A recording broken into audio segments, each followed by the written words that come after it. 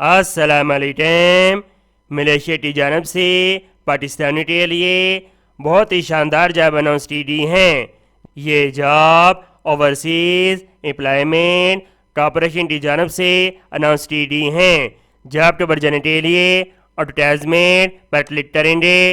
तमाम ने आने वाले 10 मेरे चैनल को सब्सक्राइब करें और इस वीडियो को मुकम्मल वॉच करें। आई जाती हैं इसकी डिटेल की तरफ। Urgently required female staff nurse in Malaysia. What interview schedule. Interview 3 और 4 अगस्त होंगे 8:30 से लेकर 5 बजे तक। Address Shalimar town hotel Jinnah road Lahore में। Job name number 1 ICU nurse, number 2 operation theatre nurse, number 3 paediatric nurse, number 4 CCU nurse, number 5 NICU nurse, number 6 A&E nurse. Total number of vacancies 100 800।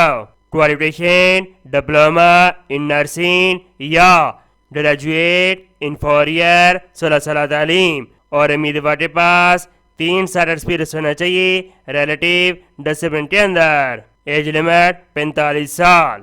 Salary 3000 से लेकर 4500 रिंगट Malaysian दिए जाएंगे।